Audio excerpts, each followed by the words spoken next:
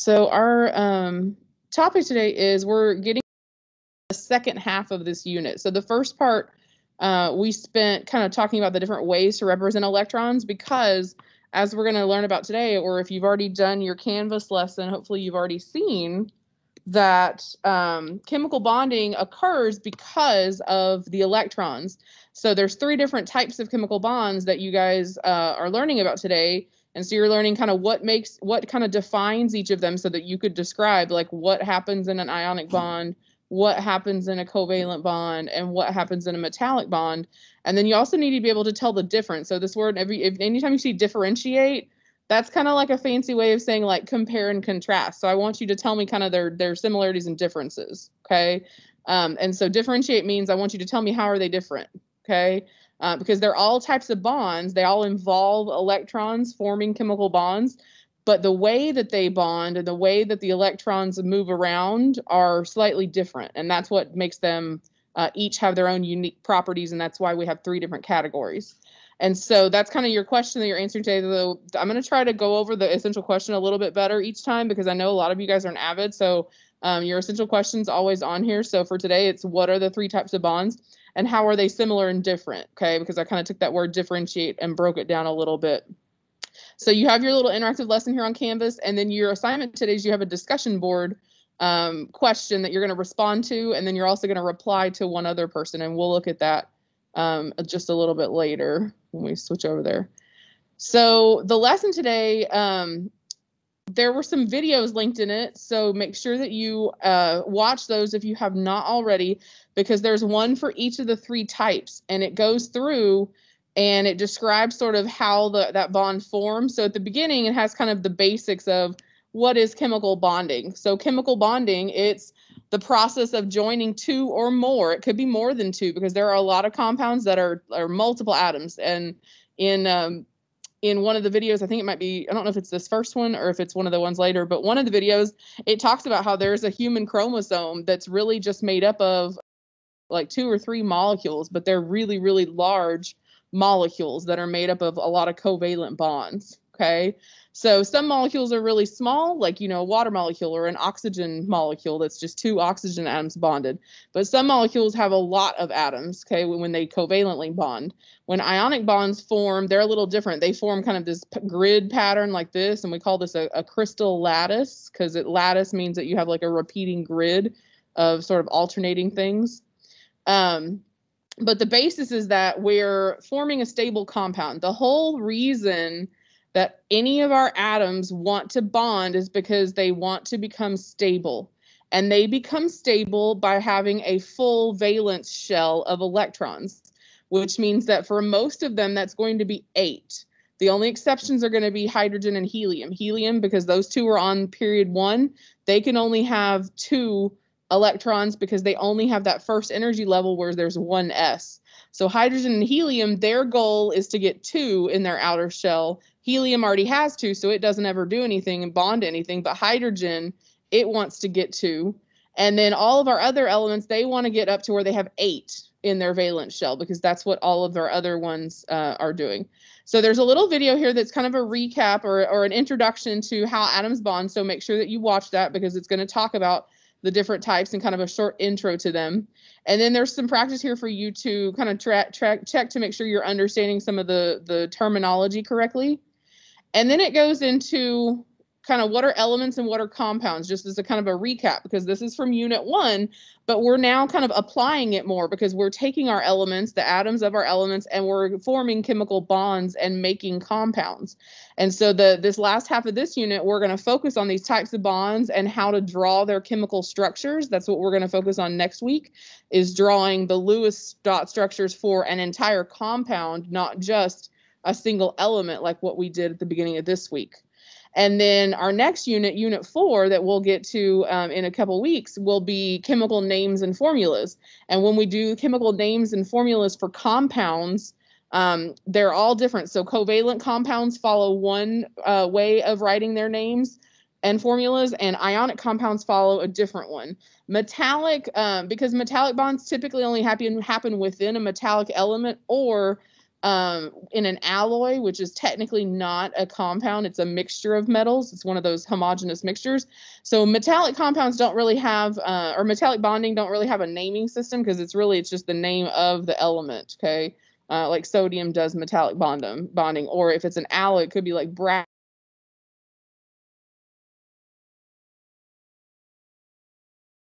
When we get to our next unit, we're going to see that they follow very strict rules.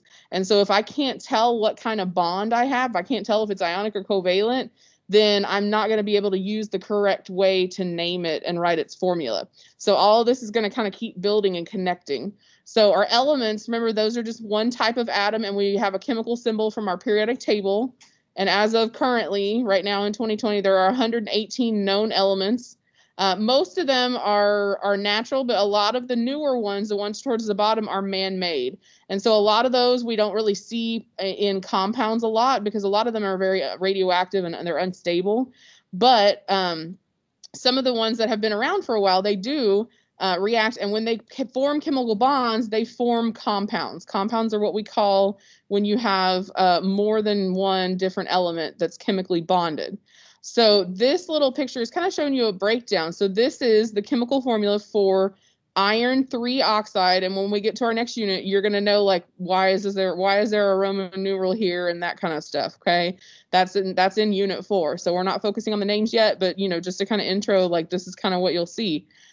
So this one is iron 3 oxide, which is the chemical name for rust. So when you see some piece of metal that's rusted and it's got that kind of reddish brown color, that reddish brown color, the rust, that's iron 3 oxide. Because what's happened is iron in that whatever that metal was has reacted with oxygen in the air. Usually it's water. The oxygen is in water molecules and it rusts. It forms this iron 3 oxide, a layer of it on the metal. And so as stated above, compounds, they have 2 or more atoms. And so this kind of breaks down how this works. So in this formula, there are iron is the first atom or the first element. 2, this little 2 tells me that there's 2 iron atoms in this compound, okay?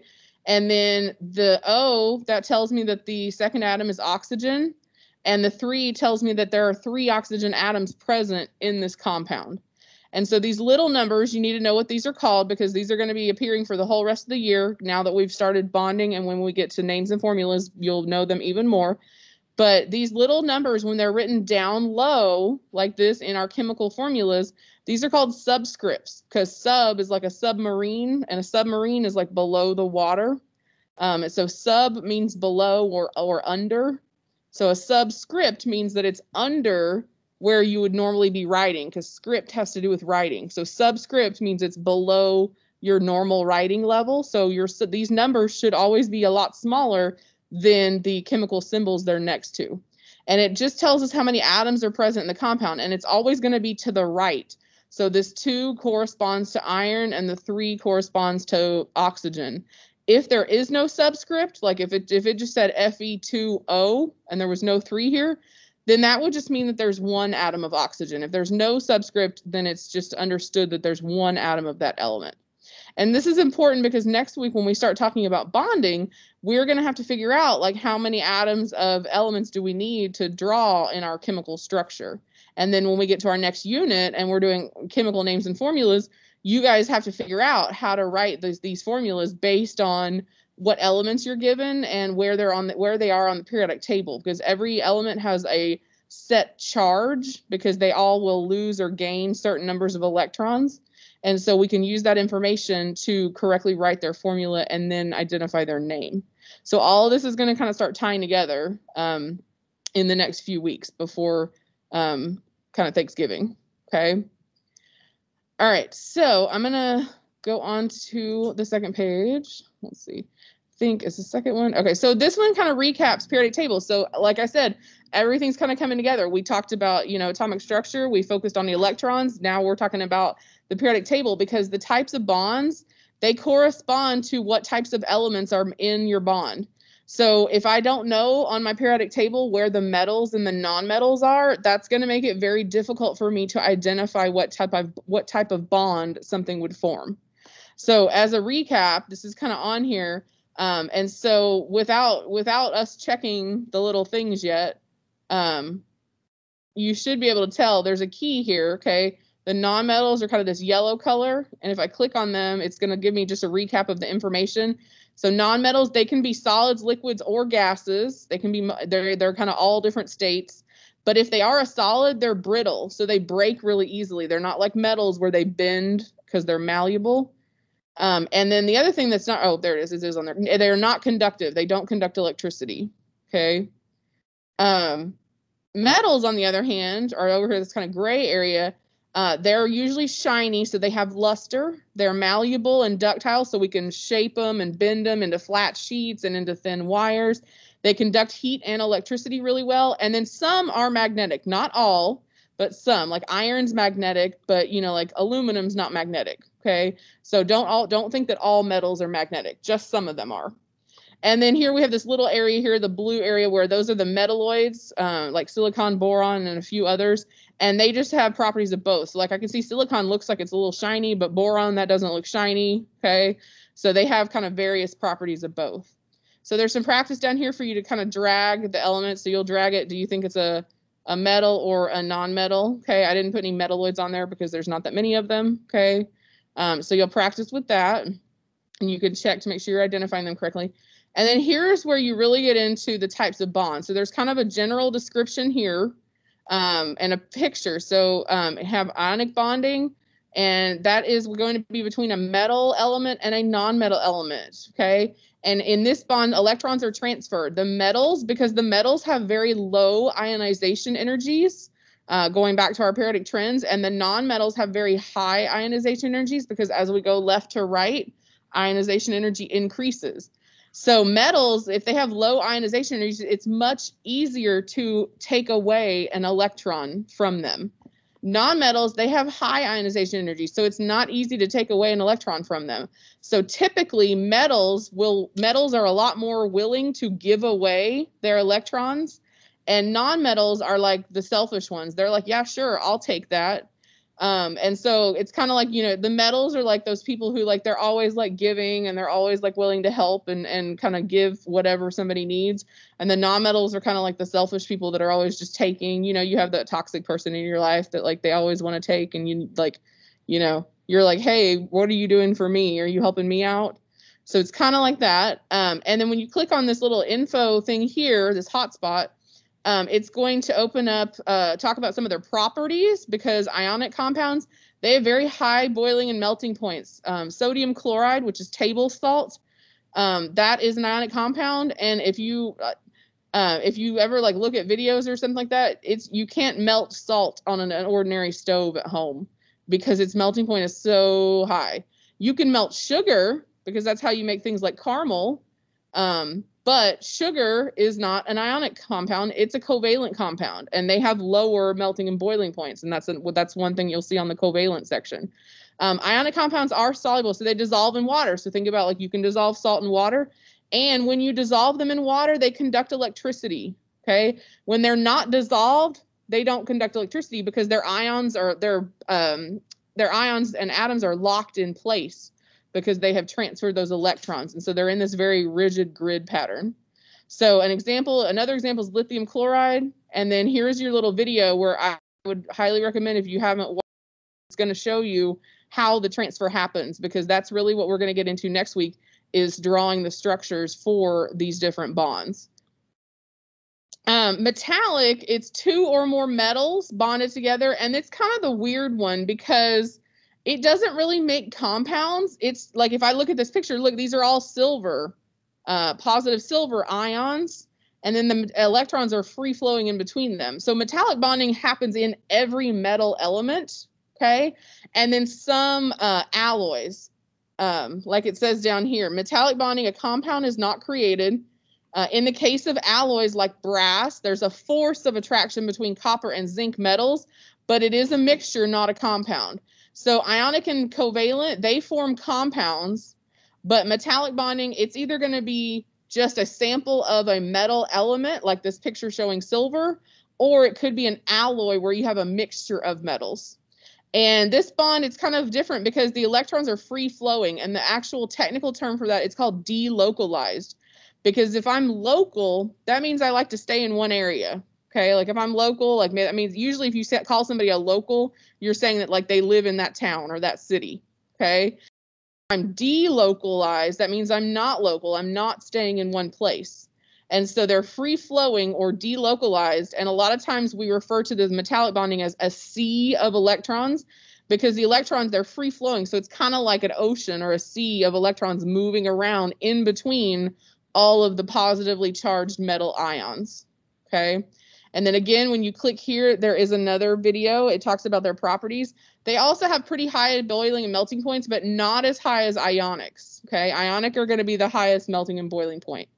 They conduct heat and electricity really, really well. That's why we use metals in so many different areas of our life. And then they're malleable and ductile. And the reason that they're malleable and ductile, and also the reason that they're shiny, is because of these free-flowing electrons. So if light hits the electron, it's going to reflect off. That's what makes them shiny. And the moving electrons is what allows you to bend and shape them because they're more flexible than ionic bonds or covalent bonds. So an example, you can have an element, like I said, sodium. You have multiple sodium atoms that are kind of all together with the electrons in between them. Or you can have an alloy. And another example of an alloy is bronze, where you have copper and tin, and they're sort of bonded with the electrons free flowing in between them. And then again, you have your video here that's going to talk about the properties of metallic bonding in more detail that you should watch. The last one, again, covalent bonding. So this one is 2 or more nonmetals. So no metals in this one, okay? And they're bonded together, and the electrons are shared between 2 atoms. So the difference here, because a lot of people they're like, well, wait a minute, these are both kind of sharing. But the metallic, they're free flowing between all of the atoms. In covalent, the electrons are being shared between like 2 specific atoms, okay? And then in ionic, there's no sharing. It's completely transferred. The metal gives it and the non-metal takes it, okay? And so covalent bonding, they're going to have, like I mentioned, lower melting and boiling points.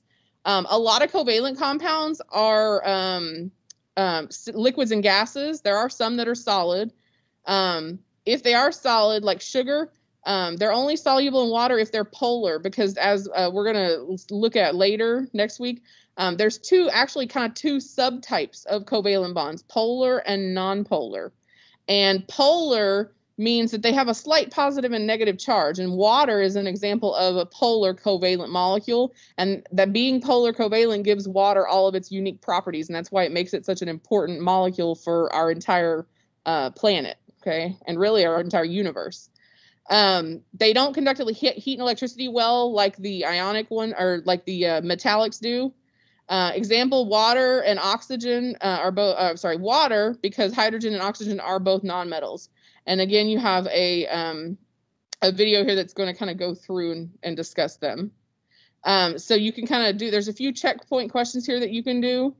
And then that's the end. And then after that, you have your discussion. So I'm going to arrow over here so we can talk about the discussion really quick.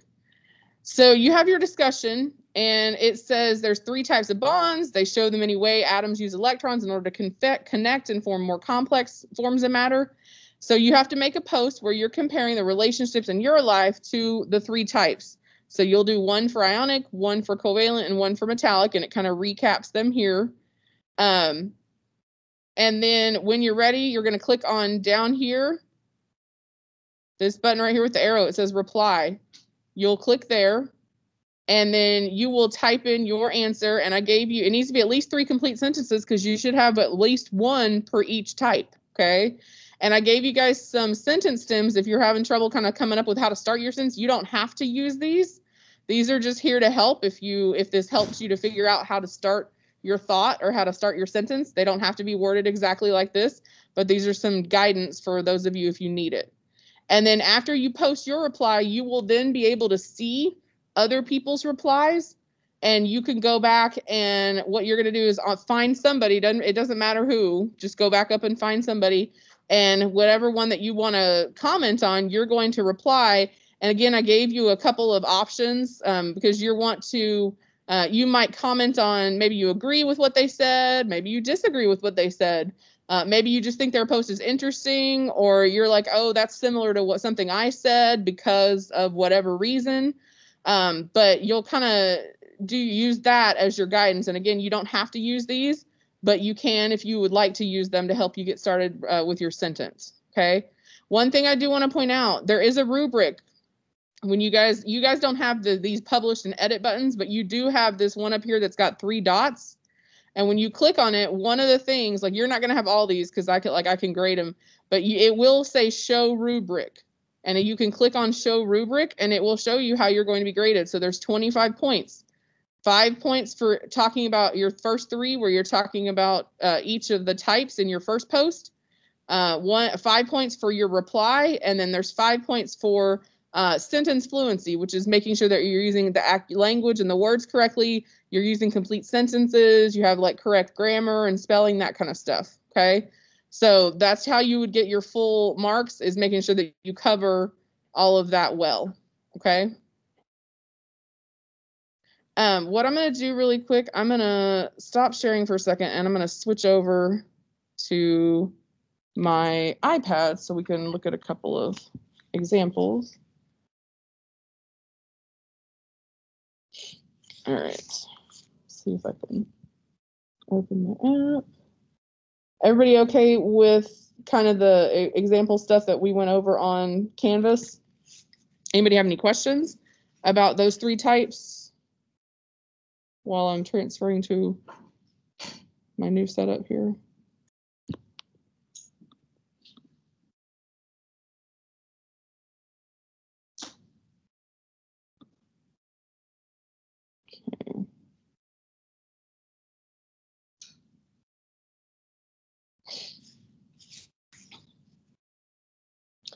All right, so you guys should now be able to see the screen. Can everybody see where it says chemical bonds and it says metallic bond? It's got a picture.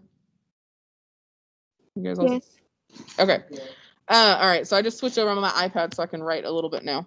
Okay, so I'm just going to do a quick recap and talk about those 3 that are on Canvas. So metals, like we talked about, and when we say metals, these are metal elements.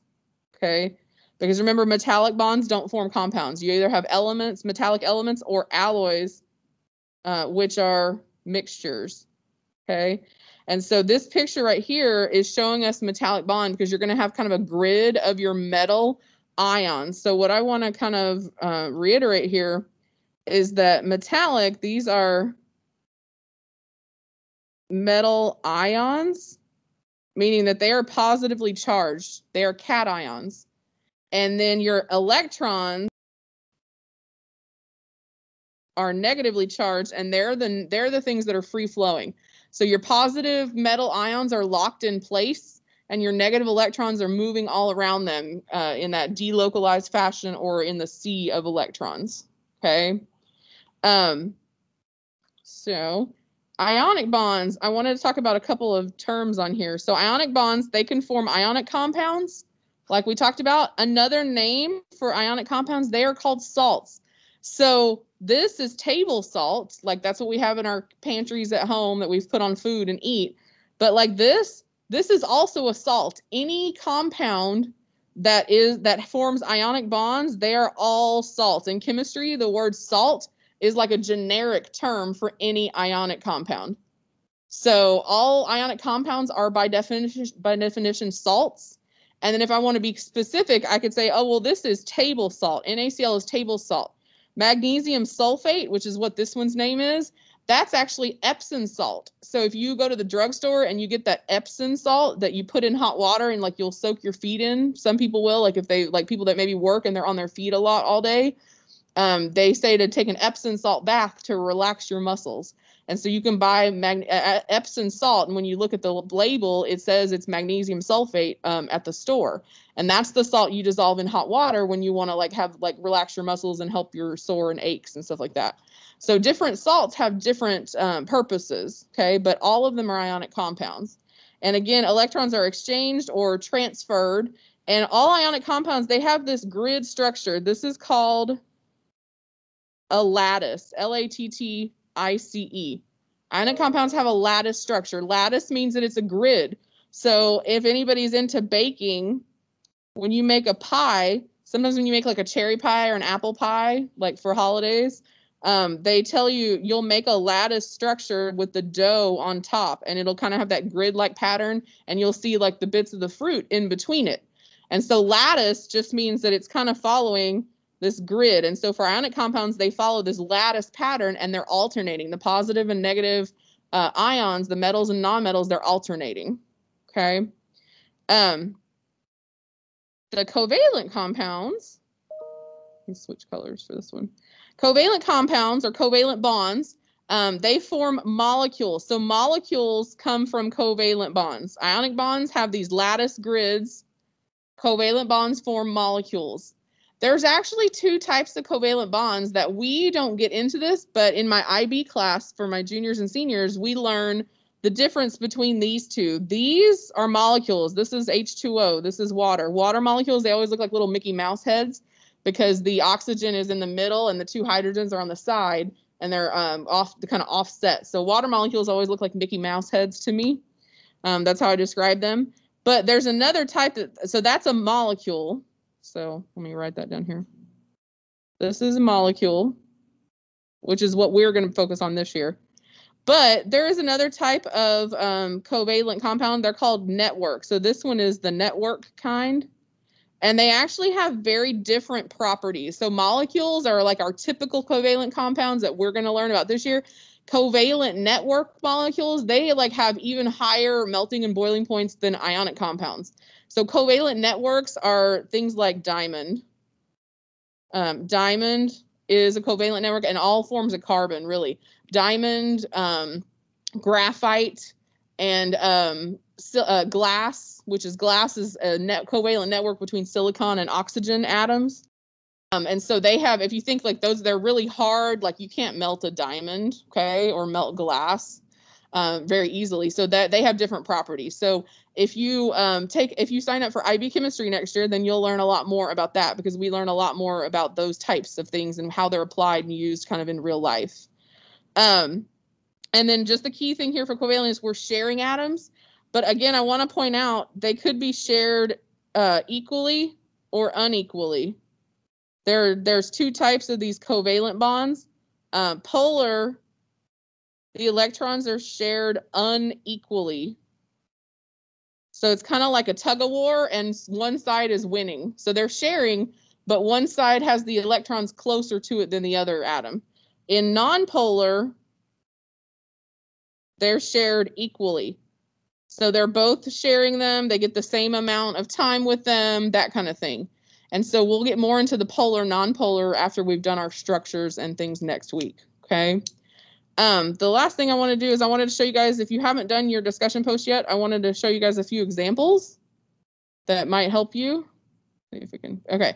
So the green ones are for ionic bonding. The pink ones in the middle are for covalent, and the yellow ones are metallic. So some examples to give you some ideas if you maybe don't know how to start or you're having trouble. So ionic, the first one up here says ionic bonding is similar to me having to pay my cell phone bill because I have to give Verizon my money like a metal gives a non-metal electrons. So that's kind of a complete, it's a complete sentence. B, I mentioned ionic bonding. I compare it to a relationship, me having to pay my cell phone bill, and then I explain why, okay? Because it's like a metal gives a non-metal electron. So it has kind of all the full answer, all right? Anybody want to volunteer to read our other green one down here? Any volunteers?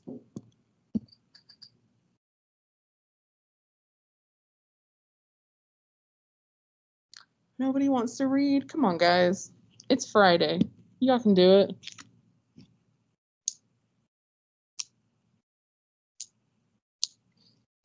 All right, I'll go over to the pink ones then. Anybody want to read one of the pink ones?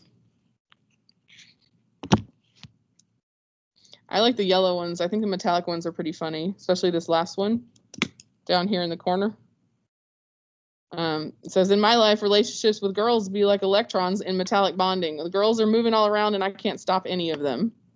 So, and I did not write these. Somebody else wrote these, but so I laughed when I read some of them. But, and then here you have, this one's talking about sitting in traffic because once the traffic gets moving, they're free flowing like electrons in metallic bonding. in our sharing. And some of you guys, I saw that had already posted, kind of talked about having a sibling relationship. Some of you guys, though, compared it to covalent because y'all said you share stuff, but some of y'all said it was ionic because you said your sibling takes stuff from you. So either one, I guess, works as long as you're describing it correctly. And then this last one down here says, it's like my relationship with my boyfriend at lunch is like a covalent bond because we always share food like the nonmetals share electrons. Okay. This other green one's pretty funny too. In my life, I think the relationship that most closely reminds me of ionic bonding is with my neighbor who always takes our morning paper like a nonmetal takes electrons from a metal. Okay. So these are all kind of worded differently, but they all... Yes, sorry. Hello? Can I do something like comparing something like it has metals and nonmetals together, or it has to be like transferring of electrons? It has to have that aspect to it, because that is what an ionic bond does. Is it transfers electrons from a metal to a nonmetal. So you would need to think about what's something that in your life that involves something being given and something taking, that kind of thing. And then the covalent one is more sharing. Huh? So I can't do like a bond between metals and non-metals, like a bond between a boy and a girl. Is that something being transferred? Is somebody giving and somebody taking something? So like, because ionic has to be one thing has something, it gives it away completely to the other thing. So you could say something more specific, like maybe you could say it's maybe if you're saying like, oh, because I gave my boyfriend a present, so that's you giving something and him taking it. But just saying like the relationship between them, that I don't think that would be specific enough, because you'd have to mention the whole giving and taking or the transferring thing. Okay. Okay. Thank you. Uh-huh. All right, so I'm going to close this out now and come back here, stop recording. All right. Anybody else have any questions on how to about the 3 types of bonds, or about what you're doing for your discussion board post today?